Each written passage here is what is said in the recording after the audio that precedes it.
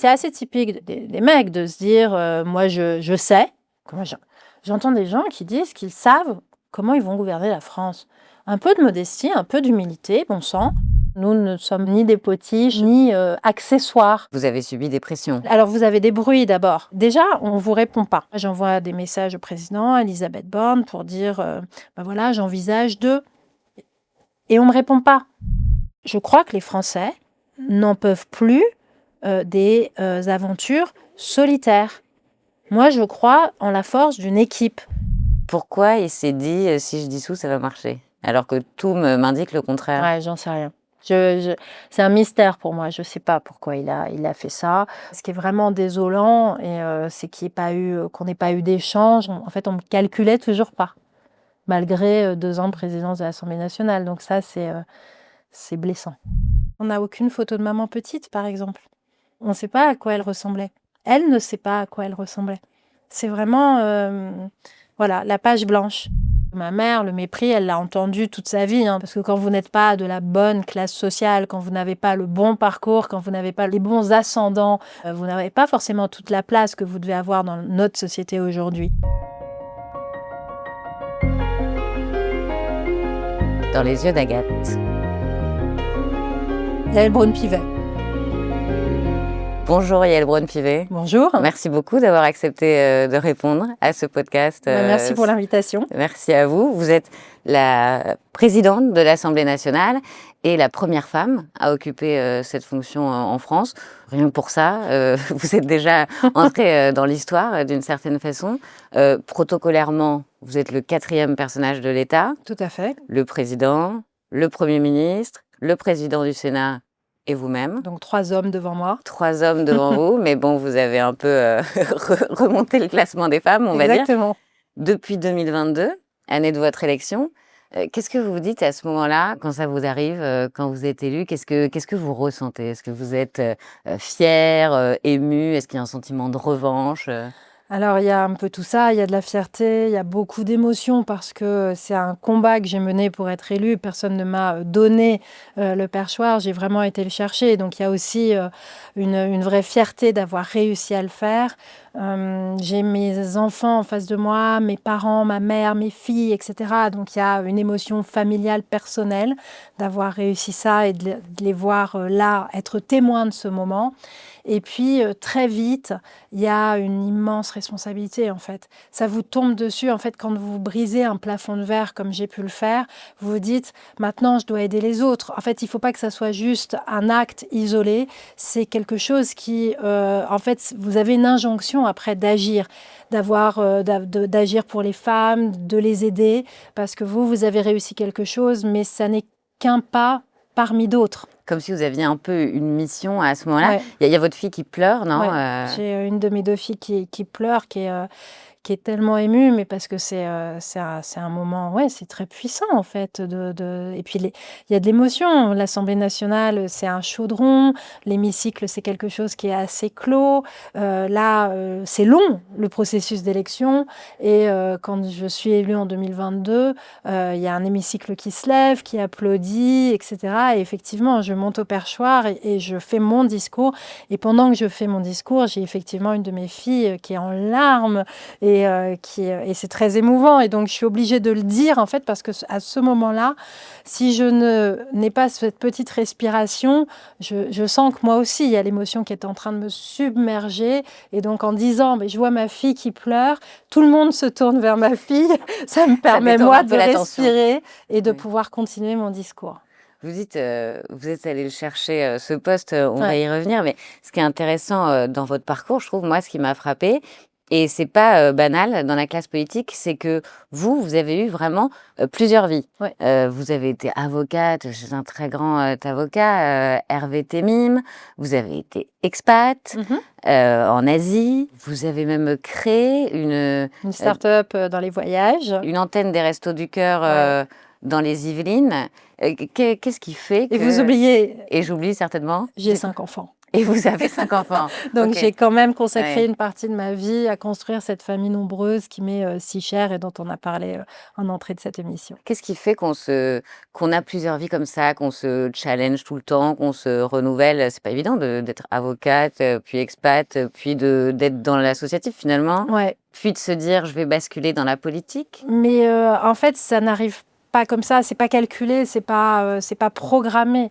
En fait, la vie, elle vous surprend, il y a des opportunités, vous changez vous-même parce que vous avez, des expériences, vous avez des échecs, vous avez des succès et puis, vos envies évoluent et il faut accepter cela. Il faut accepter de se laisser aussi surprendre par la vie, il faut accepter, de changer de direction, d'évoluer et c'est ce que j'ai fait moi à plusieurs reprises dans ma vie et effectivement, je commence la politique, j'ai 47 ans, donc très tardivement, surtout pour arriver à ce type de fonction que j'occupe aujourd'hui. Je crois que c'est un cas assez unique.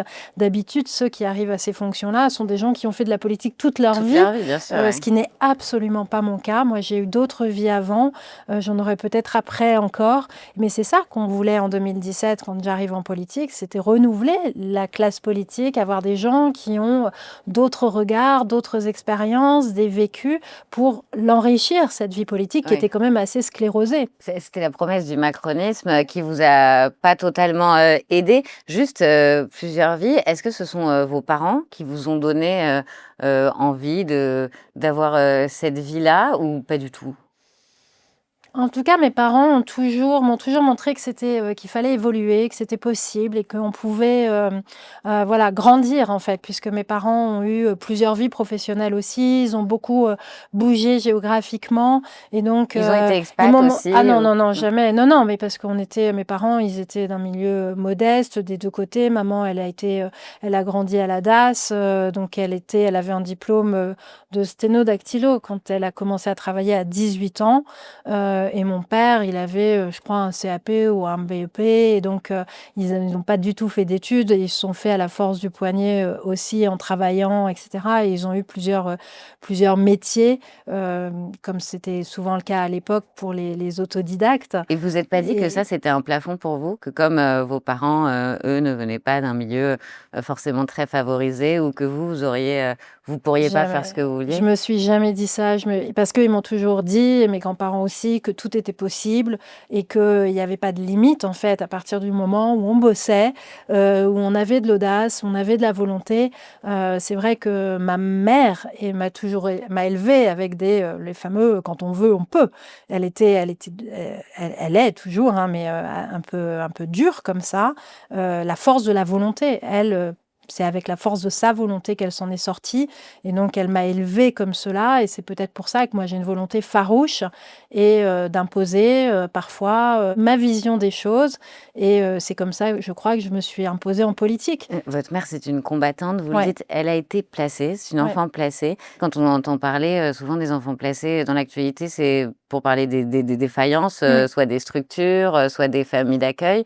C'est quoi l'expérience, de votre mère? Elle a eu une enfance, difficile? Elle a eu une enfance, difficile. Maman, commence son enfance, en tout cas, d'aussi loin que remontent ses souvenirs, elle est dans un orphelinat à Alger parce qu'elle est née d'une, maman, bretonne et d'un papa algérien et elle ne sait pas pourquoi, elle grandit dans un orphelinat en Algérie et quand elle a, 7 ans, il y a une dame qui vient la chercher, un matin, pour l'emmener en France. Elle a été C'est abandonnée, Elle a été abandonnée et cette femme qui vient la chercher, c'est sa mère.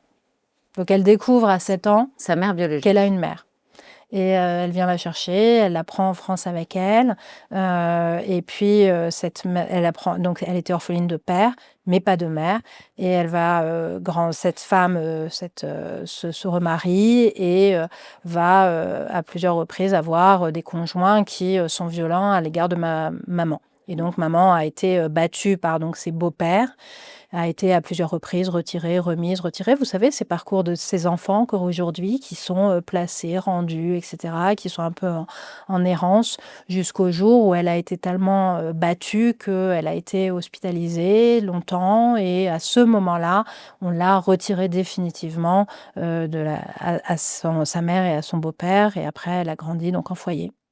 Sa vie aurait pu, complètement basculer dans une autre, direction, Ouais. à votre mère. Mais justement, c'est pour ça qu'elle s'est battue, quand elle était petite, elle allait porter plainte, toute seule pour être protégée et quand elle a, 18 ans, à la DAS, à l'époque, on lui dit, en gros: «Tu peux être, femme de ménage ou femme de ménage» et elle dit: «Non, moi je veux pas être femme de ménage, donc je veux passer un diplôme» et c'est là qu'elle passe son diplôme de sténo-dactylo et elle va commencer à travailler, donc à 18 ans en tant que sténo-dactylo, secrétaire et voilà et c'est donc cette histoire, ce passé, dans lequel moi j'ai grandi avec cette place faite à la volonté, à la résilience et aussi au fait qu'il fallait pas se laisser imposer son destin par les autres, qu'il fallait pas subir son Et c'était destin, très qu'il fallait présent dans pas votre subir vie, sa vie. elle vous en a parlé de cette expérience? Elle en Oui. souffrait encore, des années plus Ah tard mais en elle en souffre encore aujourd'hui, c'est très traumatisant. Pour autant, elle a réussi à le surmonter, mais effectivement à la force de la volonté et elle me racontait aussi quand j'étais enfant parce que sa mère a vécu très longtemps et donc moi enfant, je disais: «Mais maman, où est ma grand-mère? J'aimerais bien rencontrer ma grand-mère» et cetera vous ne l'avez et pas je ne rencontrée? l'ai jamais rencontrée et parce que maman avait décidé qu'elle était trop mauvaise pour elle et donc elle ne voulait plus la voir et donc vers 18-20 ans, elle coupe définitivement les ponts et n'a jamais revu sa mère. Là aussi, c'est une sacrée force de caractère d'être capable de faire ça, mais pour maman, ça a été vraiment, pour elle, le choix de la vie en faisant ça et c'est pour ça qu'elle a réussi à se détacher de ce passé, et qu'elle a pu, nous élever, mon frère et moi, avec beaucoup d'amour, avec beaucoup de bienveillance, elle a réussi, voilà, à se débarrasser de cette enfance, traumatisante Ce qui est très et difficile. ce qui est très difficile, mais ce qui fait qu'elle nous a donné, beaucoup de force, en fait. Elle nous a transmis sa force, ce Et faisant. parfois, il faut, rompre, tous les ponts avec ses parents pour s'en sortir En et tout pour, cas, c'est le choix qu'elle a fait et c'est en tout cas là aussi, c'est un choix que nous, on a respecté. Vous parce que voyez? vous aviez pas de grands-parents, vous avez pas Bah, connu j'ai eu votre moi grand-mère, mais j'ai pas connu ma grand-mère pas dû maternelle, mais connaître j'ai votre connu mes mère. mes Donc c'était grands-parents une partie paternels. de vos origines auxquelles vous n'avez pas eu Pas accès. eu accès. Par exemple, on n'est jamais allé en Algérie, puisque manifestement, il y a tout un pan de la famille qui vit en Algérie, qu'on n'a jamais vu, qu'on n'a jamais connu. Ma mère n'a jamais voulu faire de recherche. C'est vraiment, voilà, elle s'est faite toute seule et on voit à quel point c'est difficile, avant et encore aujourd'hui, de se faire seule comme ça. Et est-ce que parfois vous vous êtes dit: «Il me manque quelque chose pour me construire»? Pas de ce côté-là. Pas de ce côté-là parce que en fait, c'était, moi j'aime ma mère et maman a tellement souffert de cette, histoire-là qu'en fait, ça évidemment, ça ne nous a pas manqué parce que c'est une histoire, qui est tragique et donc moi finalement, à part, quand j'étais enfant, finalement, je n'ai pas eu envie de connaître cette femme qui avait fait tant de mal à ma mère. Ni les origines, Alors algériennes, les origines algériennes, j'aurais bien aimé parce qu'en fait mon grand-père, que je n'ai pas connu, je ne sais pas qui il était, il y a pas eu cette histoire-là, donc je peux pas mais oui, si, ça manque. et vous le ferez un jour peut-être, non? Peut-être, On sait jamais. peut-être. Il y a pas eu des moments dans votre enfance où votre mère, a été submergée par ce passé? Non, non, mais c'est vrai que vous voyez, c'est vraiment, un blanc total parce qu'on n'a aucune photo de maman petite, par exemple. On ne sait pas à quoi elle ressemblait. Elle ne sait pas à quoi elle ressemblait. Il y a rien, il y a rien. Il y a pas une photo, pas un objet, pas un souvenir, rien. C'est vraiment, voilà, la page blanche. Mais je trouve ça formidable. Je trouve ça formidable pour elle qu'elle ait réussi, à la force de la volonté et la seule volonté, à justement faire, refaire sa vie et construire sa vie et c'est pour ça quand elle est en face de moi et de se dire, quand je deviens présidente de l'Assemblée nationale, que sa fille devienne présidente de l'Assemblée nationale, soit, dans ces lieux si prestigieux, je me dis: «Mais c'est formidable, quelle revanche sur la vie, sur ce destin, qu'elle a eu». Elle aurait très bien pu avoir une vie très différente. Rien n'était, ne pré la prédestinait à être dans cette tribune d'honneur de l'Assemblée nationale en 2022 et de me voir accéder au perchoir. Donc je trouve que l'histoire se finit bien. Oui, c'est assez rare comme parcours, assez exceptionnel. Elle vous a appris, vous l'avez décrite comme une combattante, Ouais. elle vous a appris à pousser les portes et à vous battre dès le Ouais, début ouais. en Et politique. puis à jamais m'écouter, à jamais me plaindre, à jamais être fatiguée, à jamais être malade, enfin, Il fallait toujours aller fallait bien. toujours. Moi, j'ai jamais été, j'avais pas le droit d'être malade quand j'étais petite. Vous savez, quand vous avez mal à la tête ou quoi, vous voulez pas aller à l'école ou au lycée. Non, moi, il fallait que j'y aille. Voilà, faut être forte pour affronter la vie. Faut être forte pour réussir. Donc, maman, elle m'a élevée comme ça, en femme forte. Il fallait pas se plaindre, il fallait pas rechigner, parce que c'était tout de suite les réflexions. Mais on voit bien, toi, t'as jamais eu faim, t'as jamais eu mal, t'as jamais. Vous voyez, Oui. c'était. Tout de suite, ça replace les Donc choses ça, à leur place quand on est enfant, je pense. exactement. Ouais. Donc moi, ça m'a forgé quand même cette capacité à résister. Et vous avez résisté, on va en parler parce que vous avez révélé que vous aviez eu un cancer, vous êtes battu contre le cancer, vous êtes aussi battu contre votre propre famille politique au début, parce que vous dites le macronisme, c'était la promesse du renouvellement de la société civile. Mais moi, ce que j'ai constaté, c'est que vous avez toujours été empêché dès la commission des lois. En fait, dès que vous êtes Dès le élu début. député en 2017, on essaye de vous empêcher d'être présidente de la commission des lois. Racontez-nous. Alors, mais en fait, c'est assez marrant parce que moi, quand je rentre en politique, donc à 47 ans, hyper naïvement. Je me dis, c'est génial, il y a cette promesse de renouvellement, cet appel aux femmes, à la société civile, à faire différemment, etc. Et donc, je me lance à corps perdu dans cette aventure. Et donc, quand j'arrive à l'Assemblée nationale, je me présente pour devenir une des présidentes de commission permanente.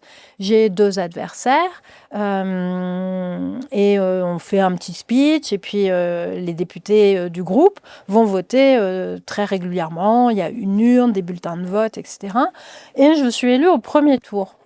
Donc, face à 2 anciens parlementaires. Et donc, moi, je me réjouis. Ça y est, c'est vraiment en marche, en action, renouvellement, femmes, etc. Vous vous dites, c'est bon. Et c'est bon. Et effectivement, tout de suite intervient un coup de fil qui vient de l'Élysée. Alors, pas du président de la République, mais un de ses conseillers, Stéphane Séjourné, qui est Séjourné, aujourd'hui commissaire européen. qui vient m'expliquer que, oh là là, mais ça va pas aller du tout parce que je suis novice, que j'y connais rien. Et puis manifestement, il avait mon CV. Il vous dit hein. vraiment ça? Il se gêne pas? Mais vous le connaissiez ou Je pas? le connais. Ben non, moi je Genre, connais. il vous appelle, il vous connaît pas, vous étiez un nom parmi d'autres sur tous les nouveaux Exactement. députés Mais en revanche, il savait macronistes. qui j'étais parce que il me parle de mes enfants, il me parle du fait que j'ai pas exercé la profession d'avocat depuis très longtemps et donc je suis un peu larguée.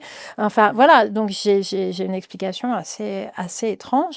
Et ce qui est très marrant, c'est que, en fait, moi, effectivement, à ce moment-là, moi, je me dis, bah non, il n'y a aucune raison que je ne brigue pas la présidence de la commission des lois. Et donc, je l'envoie un peu paître. Mais ça déstabilise quand même, parce que vous arrivez, c'est un monde que je ne connais pas. Et donc, c'est quand même très, très, très surprenant. Et le soir, à minuit, c'est Richard Ferrand qui m'appelle, qui était président du groupe à l'époque, que je n'avais jamais vu et je ne lui avais jamais parlé. Et il me dit, mais Yael, voilà, j'ai entendu dire que tu avais reçu ce coup de fil. Sache que tu as été élue par les collègues et donc, pour moi, il n'y a aucun sujet. Donc lui tu vous a soutenu. brigues la présidence de la commission des lois et il m'a soutenue immédiatement alors qu'il ne me connaissait pas. Donc, vous voyez, c'est assez... faut être nuancé quand même. Oui, ils ne sont pas tous à essayer d'empêcher les femmes d'accéder aux plus hautes fonctions. D'ailleurs, De toute façon, ça ne m'aurait pas arrêté. Hein, voilà, et ça ne vous a pas arrêté parce que rebelote en 2022, quand vous voulez rebelote. devenir présidente de l'Assemblée, je me rappelle très bien à l'époque, parce que moi, je suivais le président, je suivais l'Élysée, donc j'étais un peu au courant de ce qui se passait à l'Élysée, ce qu'on disait, et vous n'étiez pas la candidate du président. Emmanuel Macron, lui, son candidat, c'était Roland Lescure, qui est devenu ministre de l'économie depuis. Et j'ai trouvé ça assez culotté de votre part de maintenir votre candidature en 2022, donc contre le choix du président. Ouais. Ça aussi, on a essayé de vous dire... Ouais, on a essayé, mais... En même temps, moi, ce que je trouve génial quand même, c'est que les députés ne se laissent pas faire. En 2017, quand j'arrive, ils m'élisent présidente de la commission des lois. C'est les parlementaires qui m'élisent. Je ne suis pas nommée. En 2022, les parlementaires, ils savent très bien. Ils entendent les consignes qui viennent de l'exécutif pour dire qu'il faut voter Lescure et pas Braun-Pivet. Pour autant, les parlementaires, ils votent Braun-Pivet. Et c'est ça que je trouve très puissant, c'est que c'est Oui, ils pas... ne sont pas laissés faire. Voilà, s'ils s'étaient laissés faire, j'aurais perdu. Et moi, je réussis à gagner une majorité de parlementaires qui votent pour moi. Et donc, c'est ça la beauté aussi du suffrage et de cette élection, c'est que le combat, je ne l'ai pas mené toute seule. Mais vous avez subi des pressions. Bien sûr. Comment ça se passe dans ce Bah, cas-là? On vous appelle? Dans ces cas-là, on vous appelle. Alors, vous avez des bruits d'abord. Vous entendez. Déjà, on ne vous répond pas. C'est-à-dire? C'est-à-dire que moi, je me souviens après les élections législatives, donc le dimanche soir, le lundi, je commence à réfléchir. J'ai des gens qui me contactent, qui me disent mais ça serait bien que tu y ailles.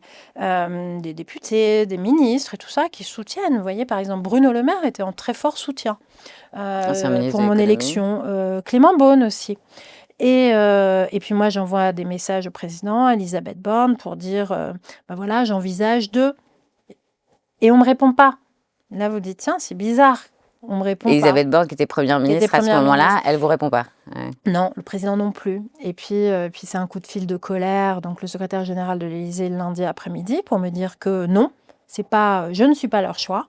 Avec ses Et colères. Et il vous dit tranquillement, Yaël, tu n'es pas notre choix. Tu n'es pas notre choix. Nous, on préfère que tu restes au gouvernement, à ton ministère. Et puis, il m'explique des trucs dingues, en fait. Mais tu es élu des Yvelines. Donc, Gérard Larcher est élu des Yvelines. On ne peut pas avoir deux présidents de chambre élus du même territoire. Enfin, Gérard voilà. Larcher, qui est le président du Sénat. J'entends des arguments comme ça qui me semblent assez invraisemblables.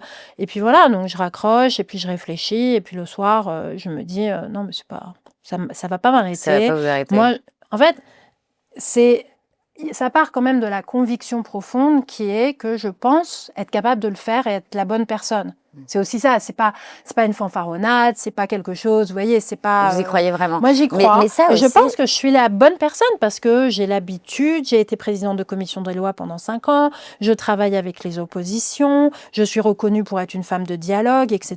Je connais par cœur la procédure parlementaire, j'ai réfléchi sur les institutions, sur l'Assemblée nationale, j'ai même fait un rapport pour dire il faudrait que l'Assemblée nationale ait davantage de pouvoir. Donc, c'est comme si j'étais prête. Vous voyez, dans ma tête, je me dis, je suis prête, je suis capable, et donc j'y vais. Et leurs arguments ne renversent pas cette conviction. Malgré le mépris que vous avez ressenti à cette époque. Mais ça m'est égal. Vous savez, et c'est là où on peut revenir à mon histoire. Je peux vous dire que ma mère, le mépris, elle l'a entendu toute sa vie. Hein, donc c'est pas... parce que quand vous n'êtes pas de la bonne classe sociale, quand vous n'avez pas le bon parcours, quand vous n'avez pas les bons ascendants, vous n'avez pas forcément toute la place que vous devez avoir dans notre société aujourd'hui.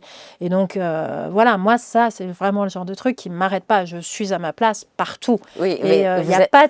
Voilà, c'est ça aussi, c'est une force que vous gagnez dans votre enfance qui vient de très, très loin. Vous avez raison.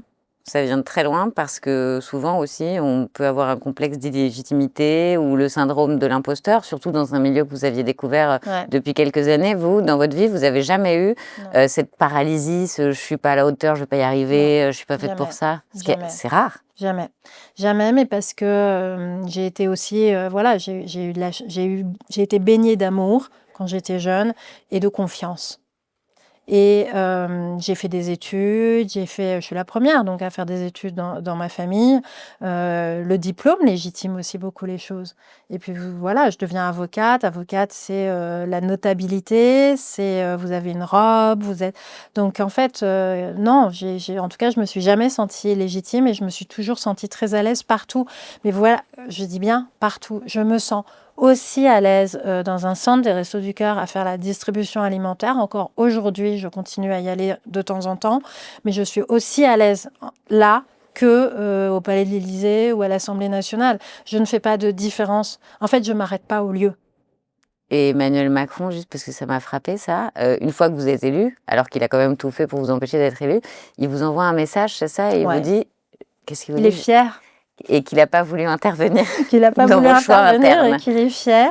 Et vous vous dites quoi là quand il vous envoie ça? Bon, rien. Alors j'ai peut-être, alors je sais pas si c'est une qualité ou un défaut, mais il y a un truc qui m'est complètement étranger, c'est la rancune. Je ne suis pas rancunière, jamais. Donc vous dites, il me ment et on t'aimant, mais c'est pas grave. Je m'en fous. Ouais. J'avance. Je suis présidente de l'Assemblée nationale, il est président de la République.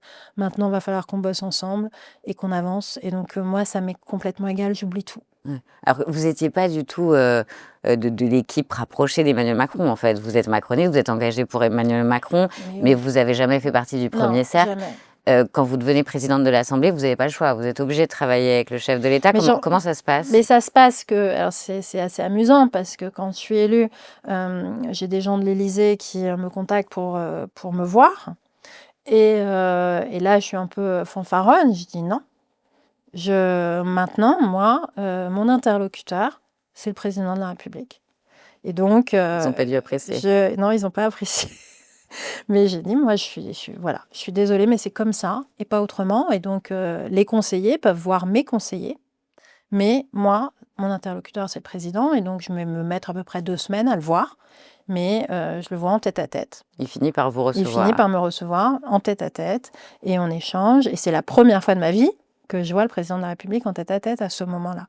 Vous avez jamais développé une relation, Non, particulière, pas particulière. d'amitié, On a une relation de travail, on a une relation cordiale, hein. Il y a pas il y a aucun sujet, mais on n'a jamais développé une relation ni d'amitié. J'ai jamais eu une discussion, intime ou amicale avec lui, jamais. Et vous vous êtes retrouvés à l'Élysée, dans des réunions, dans des dîners. Je ne sais pas dans quelle mesure vous avez été associés. Vous allez nous dire si vous trouvez que vous avez été suffisamment associés, mais vous étiez une des seules femmes Ouais. dans, Ah oui, ça surtout c'est, les dîners à l'Élysée. Vous avez déjà fait des dîners où ouais, vous étiez la seule femme? ouais. Ouais. Alors quand Élisabeth était première ministre, non, on était toutes les 2. Mais autrement, oui, c'est assez fréquent, mais des dîners, réunions de travail, que ce soit à l'Élysée ou à Matignon, c'est assez terrifiant. Parce qu'en fait, ce qui me terrifie, c'est d'une part d'être la seule femme, mais deuxièmement et surtout, c'est qu'ils s'en rendent pas compte.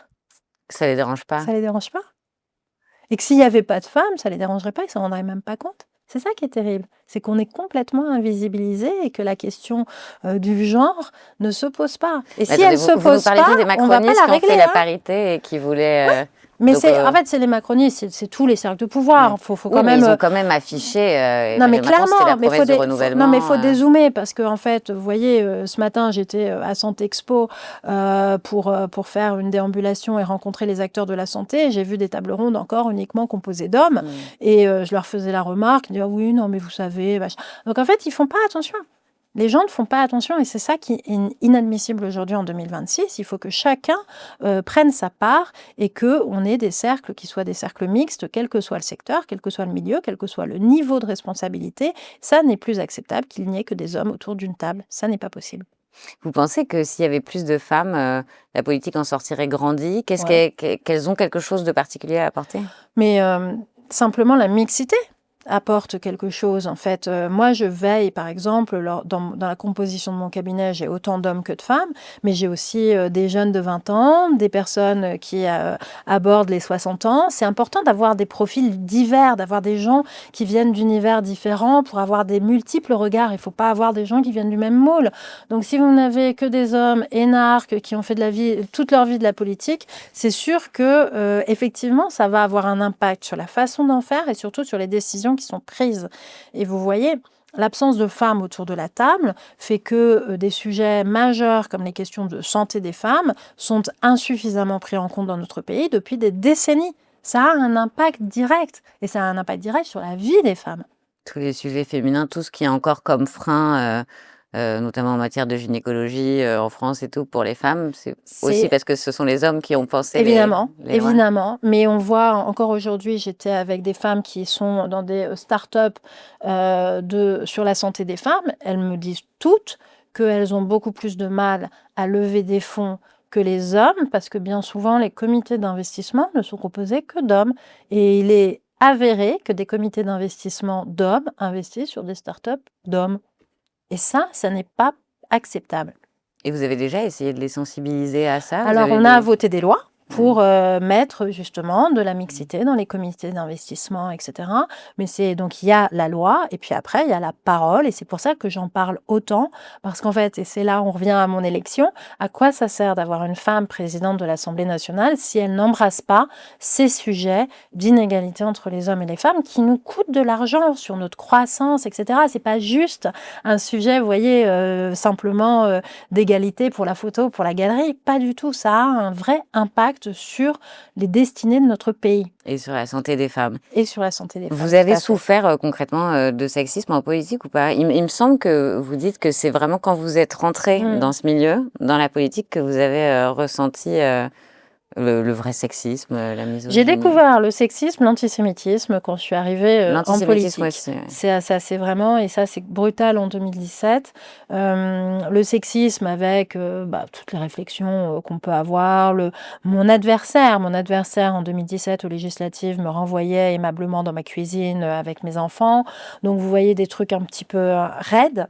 Et puis après, toutes les femmes politiques, moi j'ai quasiment pas une femme politique qui ne me dit pas qu'elle a été victime à un moment donné dans sa vie politique de sexisme. Mais c'est quoi, par exemple? Endémique. Mais c'est quoi? C'est les collègues? C'est les réflexions sur les vêtements? Ça peut être les réflexions sur les vêtements, sur c'est le physique souvent. Vous voyez, mais on se permet pas de commenter le physique d'un homme, mais vous voyez, il y a des commenter... articles, mais ça peut venir aussi de journalistes.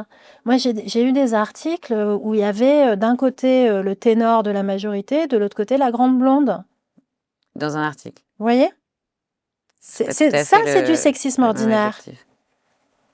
Et en fait, vous voyez, c'est vraiment des toutes petites choses, mais qui irriguent complètement toute notre société. Et c'est ça qu'il faut qu'on arrive à combattre et à éliminer.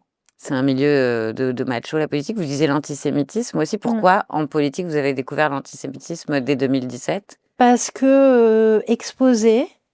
Et donc, en fait, l'antisémitisme, on le sait tous, il est latent dans la société. Quelles que soient les époques, ses ressorts sont différents, mais il est présent. Et le fait d'être exposé, donc d'être visible, d'être sur les réseaux sociaux, etc., fait que automatiquement, en fait, ça génère des insultes antisémites, parfois des courriers, etc. Vous avez reçu des cercueils une fois? J'ai reçu des cercueils. Des mini-cercueils ouais. que quelqu'un a été allé fabriquer. C'est super dur, mais et encore aujourd'hui, vous regardez mes réseaux sociaux, dans les commentaires, vous avez toujours des commentaires antisémites. C'est terrible, mais en même temps, il faut pas se laisser faire là aussi. Il faut relever la tête et fièrement dire qui l'on est, parce que la République, ça n'est pas ça. La République, elle accueille et elle prend en son sein tous ses enfants, quelles que soient leurs origines, quelle que soit leur religion, leurs croyances et les choix sexuels qu'ils font. Et c'est ça, la République française. Ça, c'est la promesse de la République, mais on voit bien que dans les faits, malheureusement, c'est pas toujours le cas. Vous parliez des réseaux sociaux. Est-ce que aussi dans la classe politique, l'antisémitisme, vous le dites, il est diffus, il est dans toute la société, dans toutes les classes. Est-ce que dans la classe politique, vous avez constaté que parfois il fallait faire de la pédagogie sur certaines choses, ou que des responsables politiques n'étaient pas assez sensibilisés à la lutte contre l'antisémitisme? Alors, moi, j'ai vu que quand on a demandé aux responsables politiques de se mobiliser contre l'antisémitisme avec Gérard Larcher, quand on a organisé notre marche pour la République, après les attentats du 7 octobre, on a vu une mobilisation de la classe politique, sauf de la France insoumise. Mais on a vu tout le monde se mobiliser, parce que je crois que c'est un combat pour le coup qui dépasse les clivages. Et on sait que la République française a depuis des siècles et des siècles accueilli des migrants d'origine juive, et a toujours considéré qu'ils étaient des citoyens comme les autres. Et c'est ce modèle-là qu'on défend collectivement et qu'il faut continuer à défendre. Donc moi, je ne l'ai pas vraiment ressenti. Après, on voit bien, élection après élection, que notamment, il y a toujours quand même des candidats, notamment de l'autre côté du spectre politique, au Rassemblement national, qui sont plus que borderline sur ce plan-là. Et on voit bien qu'il y a eu des candidats composés avec des casquettes, avec des insignes nazis, etc., ou qu'il y en a qui ont été poursuivis, condamnés, etc. Donc on voit bien que ça reste quand même, ça n'est pas que latent dans la société, mais que ça peut rejoindre des expressions politiques. C'est factuel. Oui, sauf que vous le pointiez, les absents à la marche contre l'antisémitisme, à part le président, on pourra en parler, mais c'était la France insoumise. Le Rassemblement national a envoyé beaucoup de gages à la communauté juive. Qu'est-ce que vous pensez de cette stratégie? En fait, c'est particulier, parce que nous, en tout cas moi, dans ma famille, et je vois bien mes grands-parents, donc du côté de mon père, pour nous, c'est quelque chose, quoi. On a grandi, on a vécu avec un Rassemblement national personnalisé et identifié avec l'image et la personnalité de Jean-Marie Le Pen, qui a été condamné à de multiples reprises pour antisémitisme et qui et c'est vrai que on ne peut pas s'empêcher de se dire que c'est quand même particulièrement parfois outrageant de voir maintenant le Rassemblement national s'ériger en rempart contre l'antisémitisme, quand on voit l'histoire des fondateurs du Rassemblement national et quand on voit tout ce compagnonnage et ces candidats qui parfois sont encore limites, voire au-delà de la limite, et donc ça reste, c'est très malaisant. Mais après, chacun choisit sa stratégie, mais il faut simplement, et ça c'est mon rôle de femme politique, d'alerter et de dire qu'il ne faut pas être naïf et qu'il ne faut pas non plus se laisser endormir.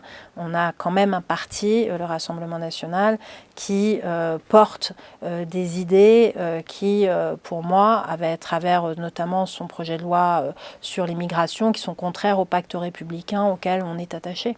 Et pour vous, c'est une plus grande menace que la France insoumise, notamment pour moi, la communauté juive? Alors, pour la communauté juive, je ne sais pas. Pour la communauté nationale, oui, parce que la communauté nationale est, comme je vous le disais, une communauté qui ne fait pas la distinction ni selon les origines, ni selon ni les prénoms, ni la couleur de peau, etc. Donc vous ne les mettez pas au même niveau, vous ne les renvoyez pas dos à dos? Ce n'est pas les mêmes idéologies, donc on ne peut pas mettre de signe égal. Mais pour moi, ils sont tous les deux aussi dangereux, mais pas pour les mêmes raisons.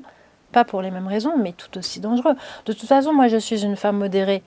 Et donc, d'avoir des personnes extrêmes, que ce soit du côté extrême droite ou extrême gauche, qui veulent diviser la société, dresser les uns contre les autres et trahir l'idéal républicain qui est le nôtre, me heurte profondément. Et donc, je les combats tous les deux, mais pas pour les mêmes raisons.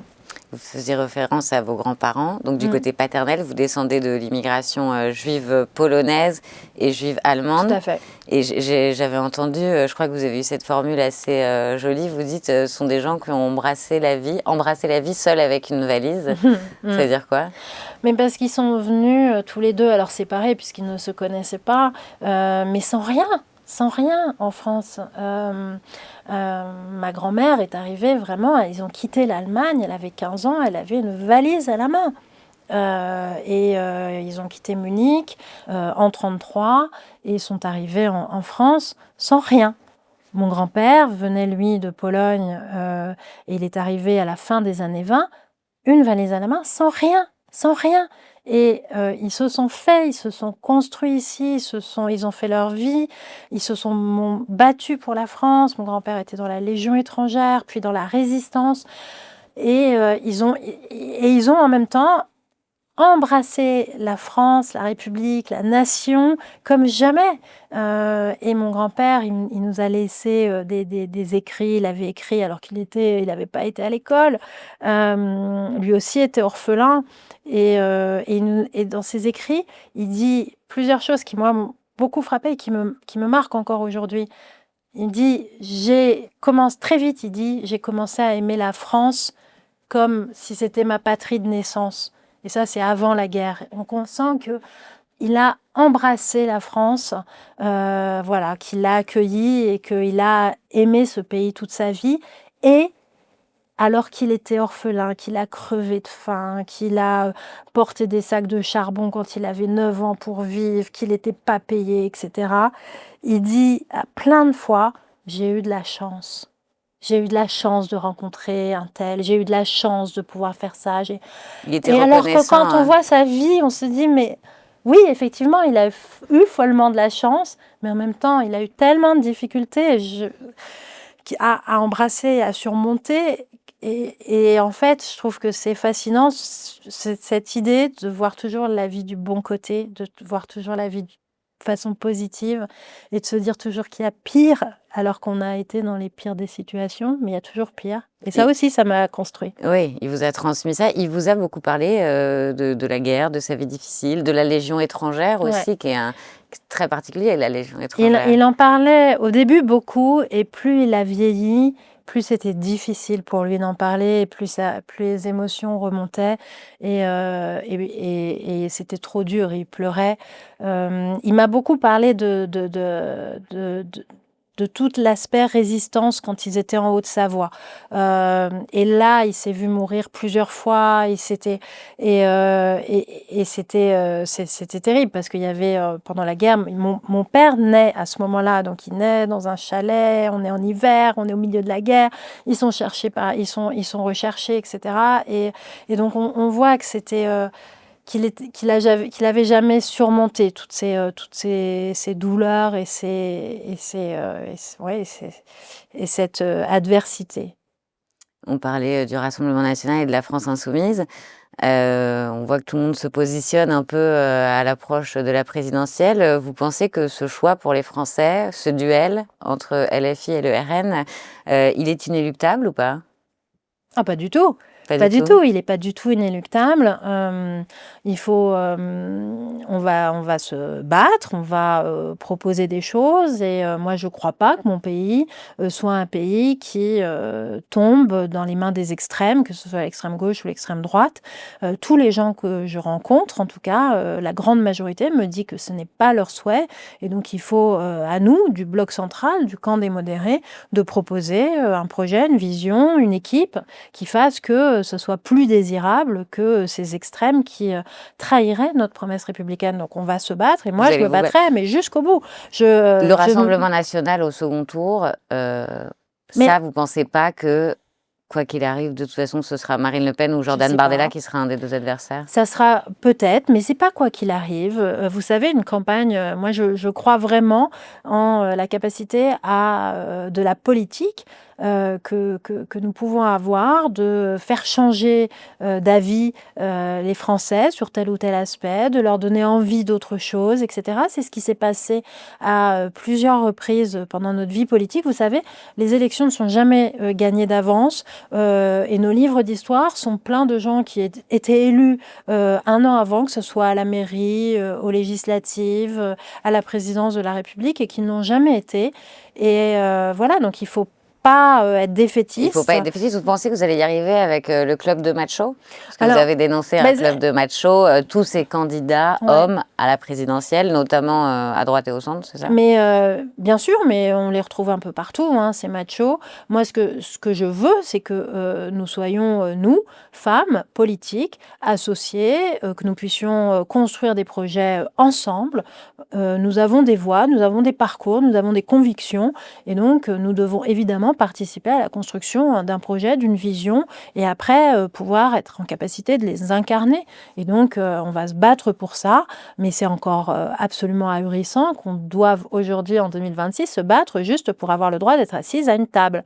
Mais pourquoi il y a autant d'hommes candidats à la présidentielle? Vous pensez que en fait, c'est typiquement masculin de se dire moi je peux être président, alors déjà, moi je peux y arriver? c'est assez typique, effectivement, des mecs de se dire moi je sais.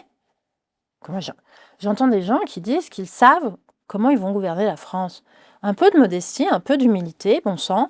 Vous faites référence à Gabriel Attal qui mais a dit... à d'autres, en tout cas, regardez. il a dit quasiment mot à mot voilà, cette phrase. mais David Lisnard aussi le dit, Bruno Retailleau aussi le disent. Ils savent que s'ils étaient demain présidents, ils connaissent le mode d'emploi. Mais je peux vous dire, moi, en toute modestie, j'ai élevé 5 enfants. Je suis pas sûre encore d'avoir le mode d'emploi pour élever des enfants. Donc, avoir le mode d'emploi d'une fonction que vous n'avez jamais exercée de votre vie, je trouve que c'est quand même assez fort. Donc les hommes, oui, se disent toujours, et on le sait bien, c'est les billets de genre, les femmes.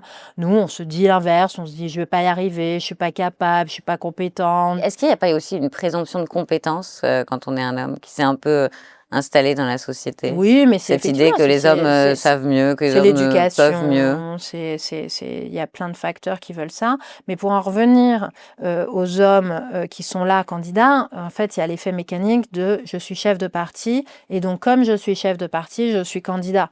Et comme on n'a que des hommes chefs de parti dans le bloc central, Ça il fait y a beaucoup, le ça côté fait beaucoup d'hommes. mécanique. Mais Gabriel Attal, qu'est-ce qui vous avez dit que vous n'iriez pas à son meeting le 30 mai. Vous n'avez pas l'air d'apprécier énormément Gabriel Attal. C'est quoi? C'est sa personnalité? C'est le fond? Moi, j'ai jamais de sujet de personnalité. Je m'en fous. C'est vraiment, moi, je suis une femme politique. Je fais de la politique pour des idées.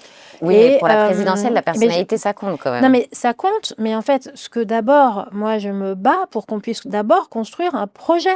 Moi, je me mets pas mécaniquement derrière bidule ou derrière machin. Je me mets avec quelqu'un pour porter des idées. Donc, pour le moment, moi, je ne vois pas vraiment d'idées. Et surtout, Gabriel Attal, mais vous je parle trouvez pas de qu'il n'a pas d'idée? mais je parle pas que de Gabriel. Je parle de tout le monde. Édouard En fait, Philippe, aujourd'hui, c'est non pareil? pas. Non, mais aujourd'hui, que ce soit Gabriel, que ce soit Édouard, que ce soit François Bayrou, que ce soit Bruno Retailleau, etc., pour le moment, il n'y a pas encore de projet, de vision qui sont posés sur la table. Ce que j'aimerais, moi, c'est de pouvoir participer à l'élaboration de ce projet et de cette vision. Donc, d'être autour de la table. 2, ce que je demande, c'est qu'on le fasse ensemble.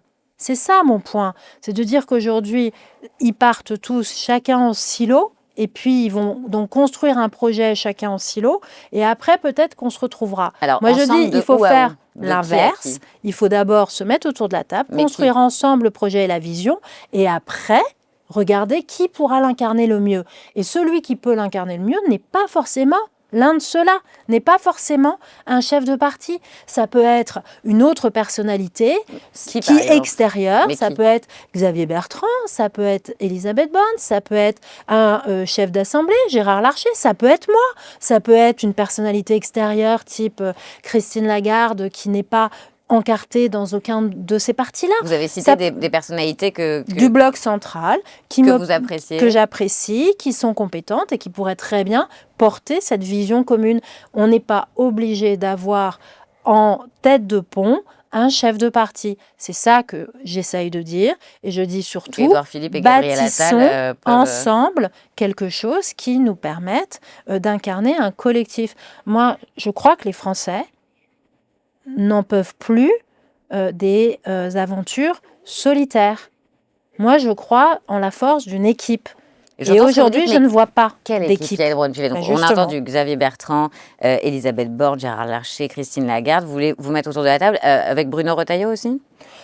Avec Bruno Retailleau, puisque les Républicains sont aujourd'hui les partenaires de la majorité du socle, donc évidemment avec Bruno Retailleau. Et puis après, qu'est-ce qui se passe? On fait des efforts, on fait des pas les uns vers les autres. Donc nous, on devra faire des pas, Bruno devra faire des pas aussi. Et à on gauche, doit accepter après la différence. Vous savez, on n'est pas obligé d'être tous pareils, de penser tous pareils, au contraire. Je pense que ça, c'est de l'appauvrissement total de toute vision, d'avoir des gens qui pensent pareil et qui sont ensemble. Il faut qu'on s'enrichisse les uns des autres. C'est pour ça que moi, je vais sans aucune difficulté jusqu'au LR de Bruno Retailleau. Pour autant, il faut s'enrichir les uns des autres. Donc ça veut dire que qu'il doit chacun soit s'enrichir prêt à aussi faire un pas vers l'autre. de nous, de ce qu'on pense.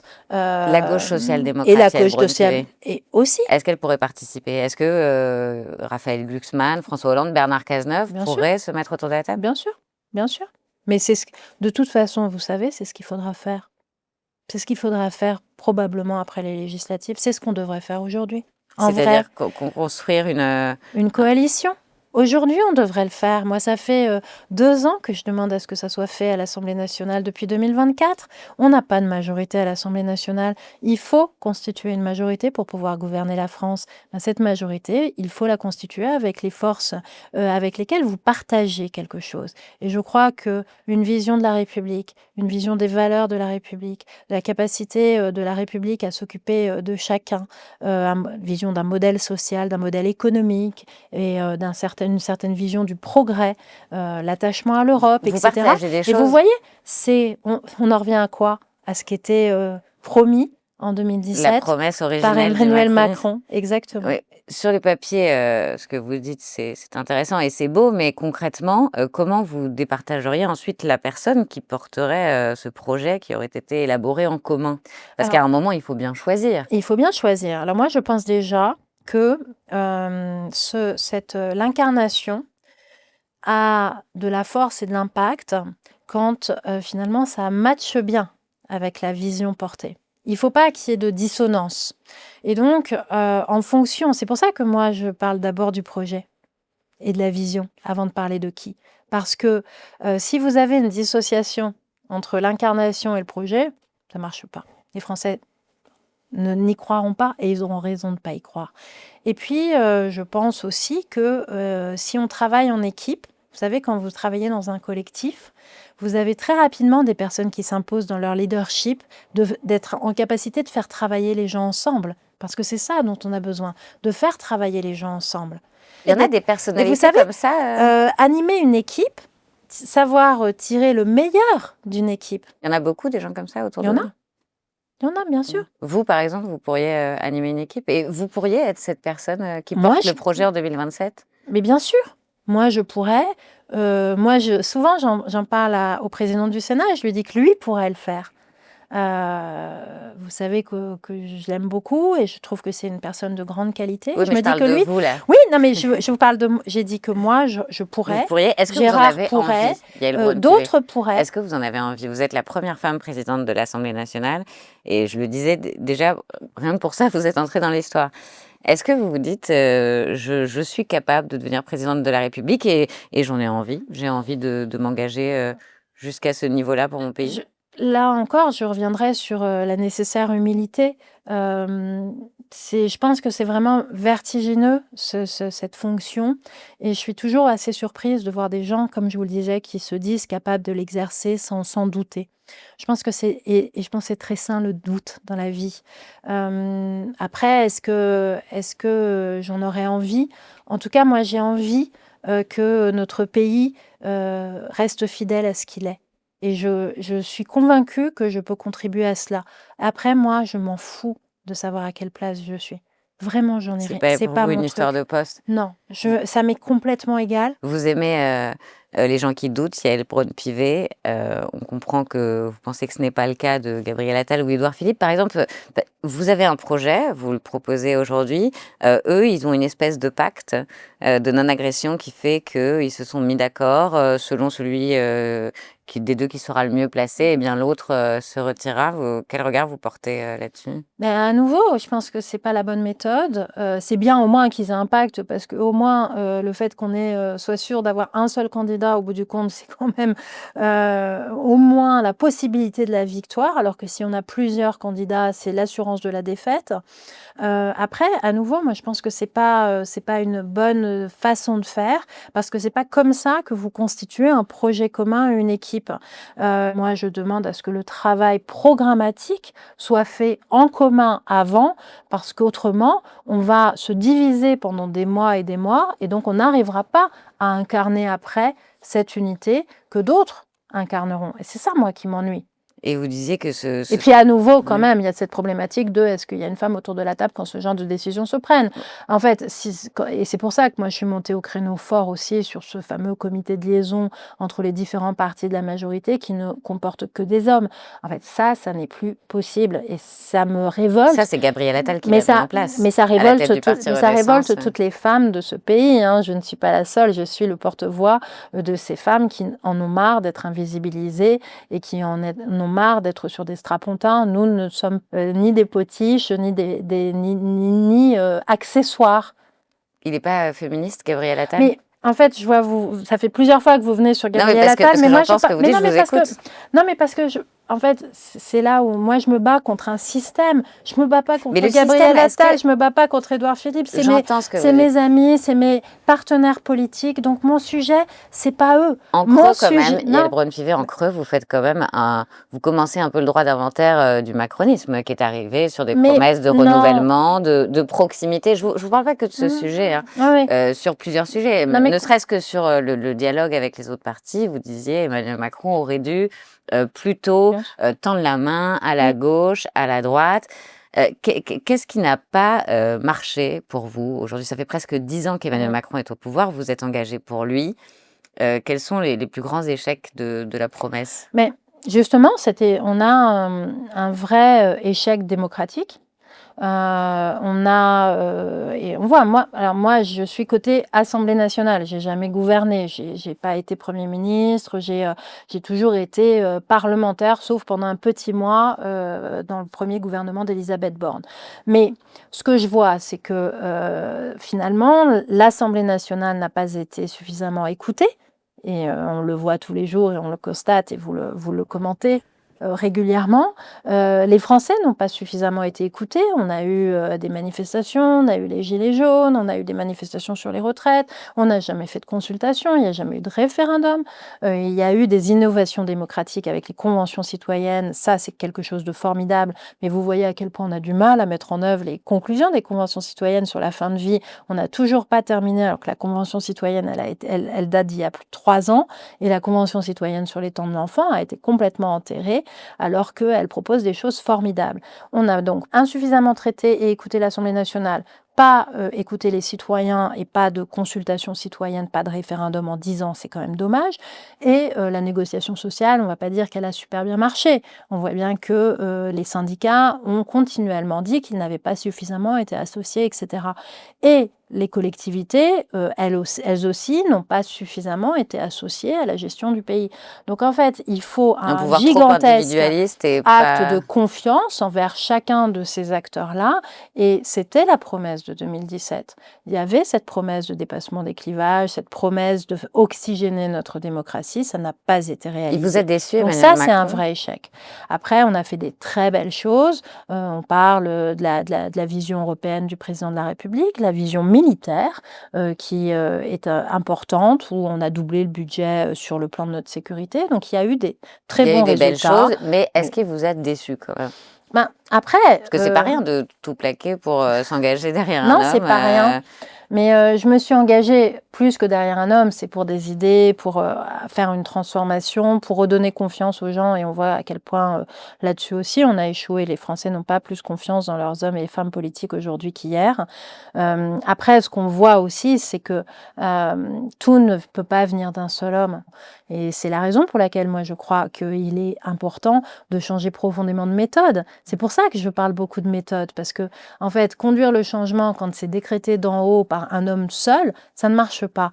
Emmanuel Macron, qui a dissous tout seul aussi Ouais. l'Assemblée nationale, alors qu'il était censé consulter selon l'article 12 de la Constitution, c'est ça, Alors il notamment m'a la consulté, présidente. il m'a consulté, mais la décision était prise. Oui, donc il vous a Pas pas consulté. annoncée, Vous voulez mais dire qu'il on vous a a eu un dit, échange. On a eu un échange sur le sujet. il vous a informé Alors, plus que il consulté. m'informe et moi je demande effectivement à avoir un échange avec lui. Et donc on aura un échange d'une quinzaine de minutes en tête-à-tête sur le sujet. Mais effectivement, la décision est prise, donc c'est plus une information qu'une consultation. Il vous le dit, vous êtes plusieurs autour de la table. Ouais. Mais vous, vous lâchez pas le morceau. Non, vous jamais. dites au président, devant tout le monde, il faut que tu me consultes. Enfin, il faut qu'on... C'est ça? Ouais, je le vous vois toujours. Il faut Donc, que vous me consultiez, Monsieur le Président. La Constitution vous impose de consulter la présidente de l'Assemblée nationale que je suis. Et il me répond du tac au tac, mais c'est ce que je suis en train de faire. Et je lui dis non, ça n'est pas la consultation prévue par la Constitution. Je veux que cette consultation ait lieu. Il me dit, bon, écoute, si tu veux, je termine le tour de table et on sort pour discuter. Lui, il vous tutoie. Il me tutoie, oui. Vous le voyez Ouais, et vous ouais. sortez... Et on sort dans le jardin et on va se mettre autour d'une table et on discute. Et il vous dit, donc j'ai décidé de Et discuter. là, voilà, on argumente. Et je lui dis, mais en fait, c'est une erreur. Je lui explique pourquoi. Je lui dis, mais on peut faire différemment. D'aucuns, très sympathiquement, diront que je lui ai proposé d'être Première ministre, qui n'a jamais été le cas.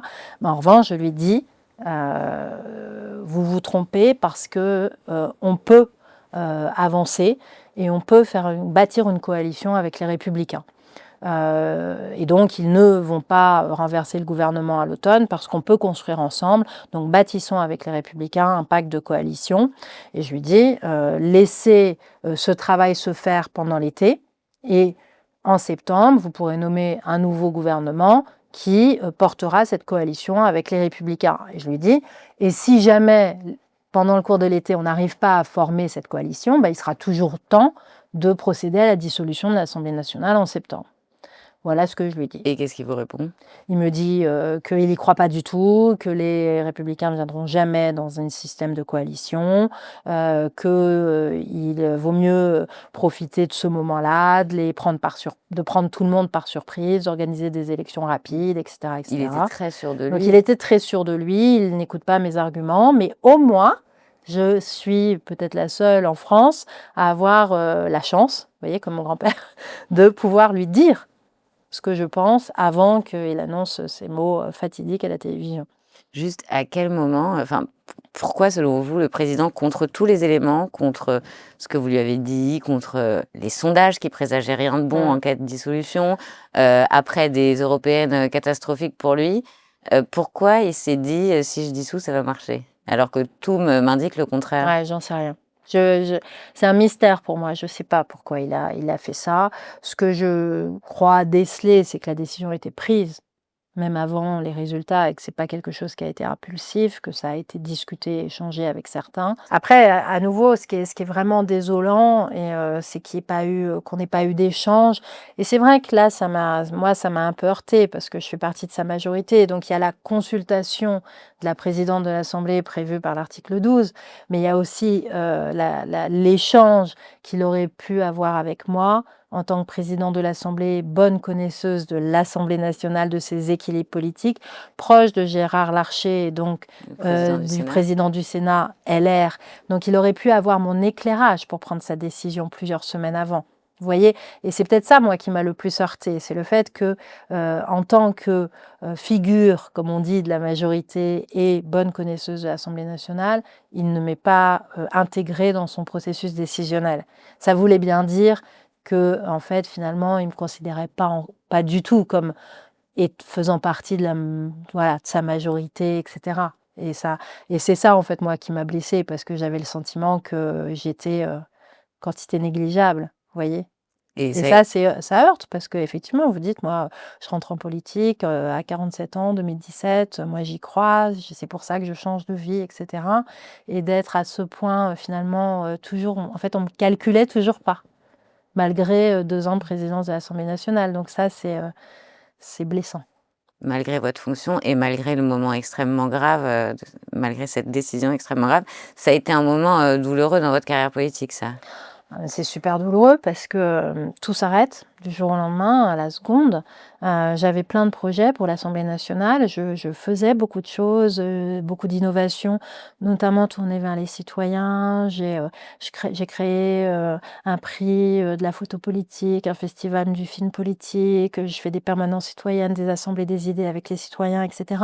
J'ai des expositions d'art contemporain, enfin plein de choses. Et vous savez, quand vous faites des innovations telles que celle-là, il faut que ça s'installe dans le temps pour qu'elle puisse après durer.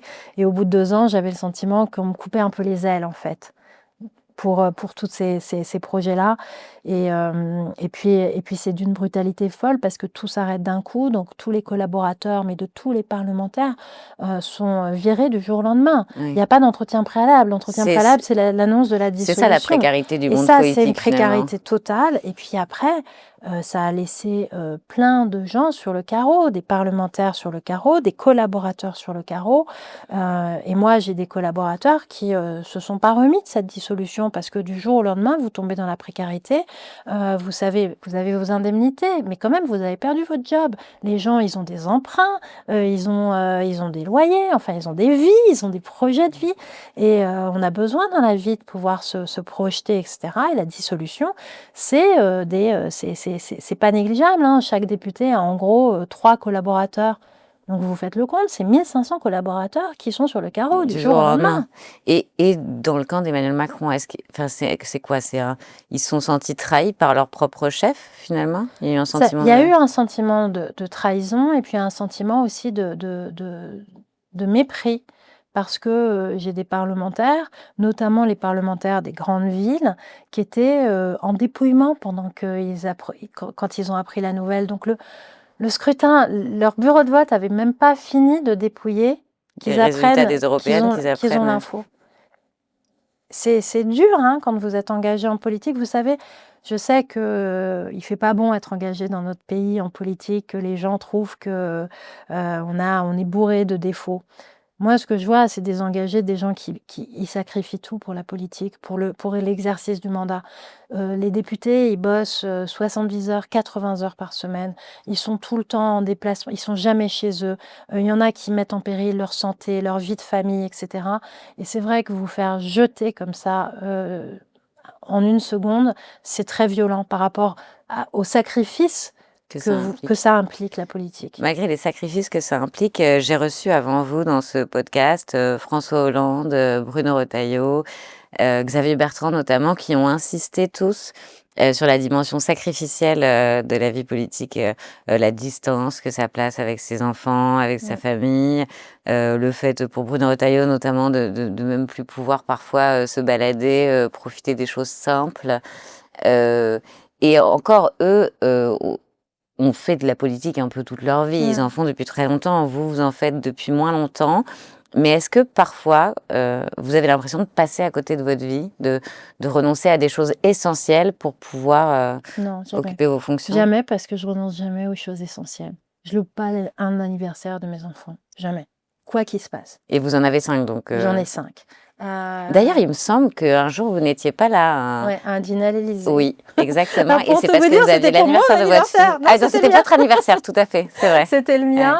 Et je voulais montrer à mes enfants que c'était important et qu'ils étaient importants et que mon anniversaire, je le passais avec eux et je le passais pas avec le président. Je peux témoigner que vous ne mentez pas. Vous étiez...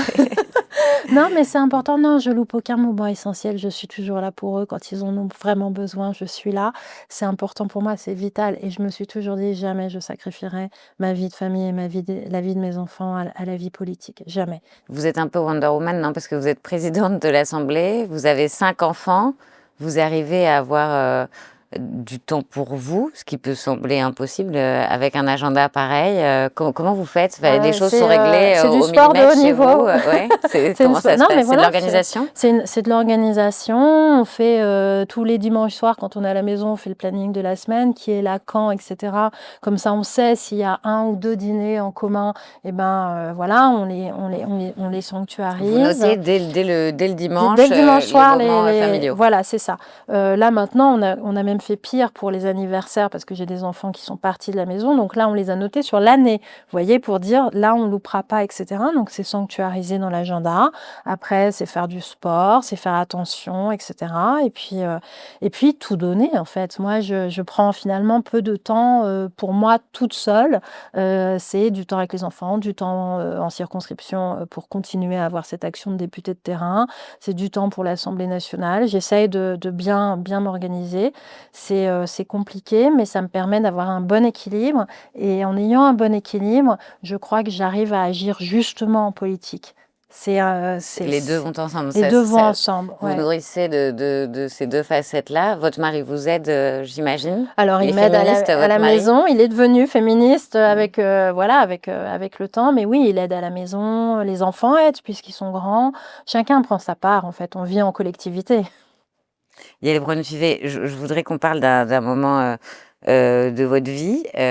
Quand vous êtes devenue présidente de l'Assemblée nationale, quelques mois plus tôt, c'est cela, on vous avait diagnostiqué un cancer du sein.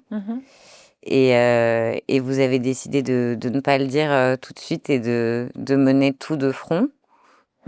Au début, en fait, quand j'apprends que j'ai un cancer, c'est quelque chose que vous gardez pour vous parce qu'il faut d'abord mener ce combat pour guérir et contre la maladie. Et donc, voilà, au début, effectivement, je dis rien. Je me fais opérer au début du mois de février 2022. Et puis après l'opération, j'ai protocole assez classique, 30 séances de radiothérapie. Et les séances de radiothérapie, je vais les mener de front avec ma campagne législative et avec un peu la campagne, vous savez, en coulisses pour essayer de rentrer au gouvernement pour devenir ministre. Et donc, forcément, à ce moment-là, tout cela, je le fais j'ai pas le sentiment de le faire en cachette, mais en tout cas, je n'en parle pas parce que d'abord, je trouve que c'est trop intime et puis c'est à ce moment-là, j'ai envie de le garder pour nous. Et deuxièmement, je sais que ça peut me nuire en fait, ça peut me nuire pour l'élection, ça peut me nuire pour la nomination en tant que ministre. Et donc, on le garde comme ça secret. Vous dites que ça peut vous nuire. C'est-à-dire qu'on peut vous voir comme une victime ou comme une personne malade? Fragile. Et en politique, on n'a pas le droit d'être fragile. C'est dommage, hein. Mais c'est pour ça, en fait, aussi, je me dis, il faut se livrer parce qu'il faut montrer qu'on est des hommes et des femmes, qu'on a des vies, qu'on peut être malade, on peut avoir, des ruptures, on n'est pas ni Superwoman, ni Superman, on n'est pas insensible aussi. On est bourré d'émotions et donc je pense que cette humanité-là, je crois qu'elle est importante, de la montrer. Mais à ce moment-là, moi, je me dis: «Mais non, mais les électeurs voteront pas pour moi». Ils vont se dire: «Mais Parce voilà, que il faut vous qu'elle êtes malade. s'occupe, de sa maladie plutôt que de elle s'occupera moins bien de nous». Vous voyez? C'est un peu ça qu'on se dit C'est et qu'à puis la moi, je me fois, dis ouais. pareil, je vais jamais être nommée ministre parce qu'on va se dire: «Bah, en fait, occupe-toi d'abord de ta santé et puis on verra plus tard». Je suis sûre qu'on m'aurait dit ça. Quand on vous annonce, cette nouvelle, je sais en tant que femme, c'est une angoisse pour, énormément de femmes, Ouais. celle d'avoir un cancer du sein. On se dit c'est un peu un coup près en fait, qu'on a toute notre vie, au-dessus de notre tête. Qu'est-ce que vous vous dites quand on vous l'annonce? Bah, vous prenez un peu une armoire normande sur la tête parce que vous vous dites toujours face à ce type de maladie: «C'est pour les autres, c'est pas moi». Et puis bêtement, moi, on m'avait toujours dit, mon gynéco m'avait toujours dit: «Ah mais vous savez, si vous avez eu 5 enfants, vous les avez allaités, vous risquez pas grand-chose et cetera» et puis bon, comme tout le monde, je risque et donc c'est dur parce qu'en fait, vous êtes confronté à votre propre finitude, en fait. Le mot cancer fait très peur et donc vous vous dites que votre vie peut s'arrêter là. C'est un mot qui est encore Donc trop tabou. c'est tabou et puis oui, puis ça fait peur et puis surtout au début parce que vous ne savez pas, la gravité parce que en fait, une fois qu'on vous l'annonce, après, bah, vous êtes parti dans une série d'examens, vous savez pas quel protocole vous allez avoir de soins, donc tout Vous fait très savez pas si peur. vous allez mourir ou pas, Vous savez en pas gros? si vous allez Pendant quelque mourir ou temps, pas. Après, vous vous vous dites: «Est-ce que je vais avoir, une chimio, par exemple? Comment je fais campagne si j'ai une chimio? Comment je fais campagne si effectivement, là, pour le coup, je perds mes cheveux et cetera?» Ça va se voir, en fait et vous voyez cette faiblesse que je veux pas montrer, qui pourrait me nuire pendant ma campagne électorale, si j'ai une chimio, je pourrais pas et donc vous êtes, ça c'est 1000 et une questions, vous et puis, il y a quelque chose qui, pour moi, a été très dur, mais je sais que pour les femmes, pour les malades, d'une façon générale, c'est dur, c'est que tout d'un coup, vous êtes hyper passif. Vous n'êtes plus sachant et vous êtes passif, vous n'êtes plus à l'action. C'est plus vous qui tenez les commandes et n'avez plus les commandes de votre vie. ça, c'est très dur parce que et vous perdez votre liberté. Vous ne savez pas, c'est pas vous qui prenez les décisions sur le traitement et cetera. Vous remettez votre vie dans les mains des soignants qui sont extraordinaires, mais vous remettez votre vie et quand voilà, vous avez compris que moi j'ai une personnalité plutôt, où j'aime être, maîtresse de mon destin. En fait ça m'a aussi considérablement perturbée et puis j'avais un fil à la patte. La radiothérapie, bah, c'est un fil à la patte, vous devez y aller tous les jours à la Concrètement, même ça se heure et passait cetera. comment entre vos obligations, Bah, en fait, au alors perchoir et les alors j'étais soins? pas au perchoir quand, je suis présidente de la commission des lois quand, donc j'ai fait des auditions, de commission au mois de février, avec, les pansements et cetera et donc j'essaye de me tenir bien droite et de faire attention que ça ne se voit pas. Et puis après, c'est pendant la campagne des législatives, je suis en radiothérapie. Donc en fait, je fais ma radiothérapie le matin, je prends mes rendez-vous très tôt, vers 7h, 7h15 et ça me permet après de rejoindre les militants, au RER pour tracter et cetera évidemment, personne ne le sait et puis, en fait, après quand, la radiothérapie va s'arrêter, vers la mi du mois de mai et je deviendrai présidente de l'Assemblée nationale un mois plus tard. Juste après. Vous avez eu des effets secondaires, des traitements, Alors, je suis encore en fait, j'ai eu 5 ans, c'est le protocole classique d'hormonothérapie. Donc, là, j'en suis, à 4 ans et j'ai encore une année et effectivement, bah, ça provoque la ménopause et puis, ça provoque, des grosses bouffées de chaleur et cetera, des gros coups de déprime. Donc il a fallu au début, c'était dur, j'avais et des coups de barre, mais et parfois quand j'étais au perchoir et tout d'un coup ça vous tombe dessus et vous avez l'impression que vous allez vous endormir, tomber comme ça et là faut, bah, pareil toujours, faut résister, faut rester en selle et surtout à ce moment-là, personne ne le savait et donc voilà, j'ai réussi à trouver le bon équilibre après en faisant du sport, ça aide à surmonter les effets, négatifs de l'hormonothérapie et puis, figurez-vous quand j'en ai parlé, ça m'a mais libérée. Je me suis sentie tellement légère, mais c'est vrai. tellement Est-ce que légère vous quand êtes j'en ai dit: «J'aurais parlé. peut-être dû en parler plus tôt»? Non, parce que je voulais vraiment, il fallait que ça arrive au bon moment et il fallait surtout que ça arrive de la bonne façon. Parce que je ne voulais pas en parler pour qu'on s'apitoie sur mon sort. Vous aurez compris que moi, je veux pas qu'on s'apitoie. J'ai pas été élevée comme ça. Donc, je voulais pas qu'on me plaigne. Au contraire, parce que j'avais le sentiment d'avoir été privilégiée aussi. J'ai eu un cancer, mais j'ai réussi à bien le soigner. J'ai bien résisté au traitement. J'avais pas eu de chimiothérapie. Donc, comme mon grand-père disait, j'ai eu de la chance avec mon cancer. J'ai vraiment eu de la chance et j'en ai conscience. Et j'en ai aujourd'hui plus que jamais conscience quand je vois d'autres situations. On a perdu une collaboratrice à l'Assemblée nationale, 33 ans, d'un cancer du sein. Donc j'ai eu une chance immense. Mais en fait, je voulais le dire pour que ça soit utile, pour que ça soit utile aux autres, pour appeler au dépistage, pour dire aux autres femmes, vous n'êtes pas seules. On est plein, on est des milliers tous les ans. Et donc, ensemble, on va avancer. Et c'est ça que je voulais. Et allez vous faire Et je suis dépister et n'ayez pas heureuse peur. parce que ce message-là est bien passé. Personne n'a dit et n'a pensé même que je l'avais dit pour en tirer un quelconque bénéfice. Et je me suis sentie effectivement légère et tellement heureuse d'en avoir parlé. Et je me dis, mon cancer est utile. En fait, cette aventure, j'en ai fait quelque chose de bien pour les autres. Et pour moi, c'est vraiment une grande joie. Et ça vous a changé? Ouais, Vous ouais. n'êtes plus la même femme? Non, plus du tout. Non, ça change beaucoup. Déjà, je suis très empathique, mais je le suis encore plus. Encore plus. Ça a créé un lien avec les Français. Fou. Si vous saviez, il y a tellement d'endroits où je vais, où j'ai des gens qui me tombent dans les bras en me disant moi aussi. J'ai des gens qui ont peur. L'autre jour, c'est une élue qui est venue me voir en me disant que je connaissais pas et qui me dit on m'a diagnostiqué 7 semaines. Et elle a pleuré dans mes bras. C'est tellement puissant de pouvoir voilà, avoir cette empathie-là, ce lien avec les gens. Et je crois que le fait de l'avoir dit, le fait d'en parler, le fait d'en faire un combat, ça permet ce lien-là. Et donc ça, c'est très puissant. Et puis, là aussi, dissolution plus cancer, je peux vous dire que vous donnez tout de suite. Ça fait beaucoup. Avant de se quitter, la série de questions Yael Braun-Pivet, que dirait la petite Yael de la grande Yael Braun-Pivet assise en face de moi? La petite, elle dirait... ah, je pense qu'elle serait très fière et elle se dirait... juste, elle dirait continue. Continue, lâche rien. Quel est votre principal défaut? Principal défaut, Pas si dur. c'est... en fait, je sais pas si c'est un défaut, mais je suis infatigable, donc je fatigue tout le monde autour de moi. En fait, si vous deviez changer quelque chose dans votre vie, ce serait quoi?